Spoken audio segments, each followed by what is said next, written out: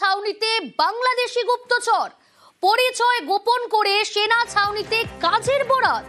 তল্লাশির সময় মোবাইল ঘাঁটতেই পর্দা ফাঁস। বাগডোগরার ব্যাংডুবি সেনা ছাউনি। আপনাদের মনে থাকবে গত জুলাই মাসেই এই বাগডোগরার ব্যাংডুবি থেকেই দুই বাংলাদেশি গুপ্তচরকে গ্রেফতার করা হয়েছে। আর সেখানে আবারও এবার সেনা ছাউনিতে বাংলাদেশি গুপ্তচর, নিজের পরিচয় গোপন করে সেনা ছাউনিতে কাজের বরাত। আরো ডিটেল জানার চেষ্টা করব। বিশ্বজিৎ মিশ্র রয়েছে আমার সঙ্গে সরাসরি। বিশ্বজিৎ, গত জুলাই মাসে ব্যাংডুবি থেকেই দুজন বাংলাদেশি গুপ্তচরকে গ্রেফতার করা হয়েছিল, তাহলে কি এও গুপ্তচর বৃত্তি করার জন্য সেনা ছাউনিতে আশ্রয় নিয়েছিল?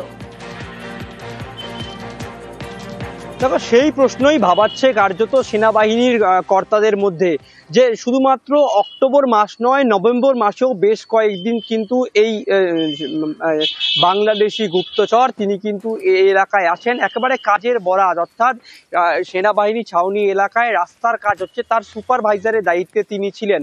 আর সেনাবাহিনী এলাকায় প্রবেশ করতে গেলেই সচিত্র পরিচয়পত্র দেখাতে হয়। সেই সচিত্র পরিচয়পত্র দেখাতে গিয়েই তার মোবাইল থেকে বাংলাদেশি পরিচয়পত্র দেখেন সেনা কর্তারা। তারপরেই বাড়ে সন্দেহ, এবং সেই সন্দেহ বাবদ তার কাছ থেকে বাংলাদেশি পরিচয়পত্র সঙ্গে ভারতীয় বেশ কিছু নথিপত্র উদ্ধার করা হয়েছে। পরবর্তীকালে বাগডোগরা থানার হাতে তুলে দেওয়া হয় এই সন্দেহ বাংলাদেশকে, আর তাকে শিলিগুড়ি মহকুমার তোলে কিন্তু 5 দিনের রিমান্ড নেবে।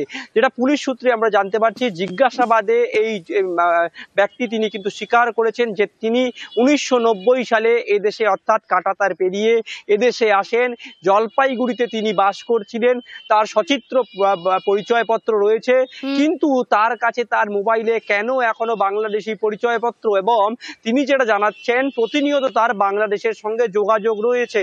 অর্থাৎ বাংলাদেশের সঙ্গে যোগাযোগ রাখার পরেও তিনি সেনাবাহিনী ছাউনি এলাকায় কাজের বরাত নিচ্ছেন, তা কিন্তু উদ্বেগ বাড়াচ্ছে সেনা কর্তাদের মধ্যে।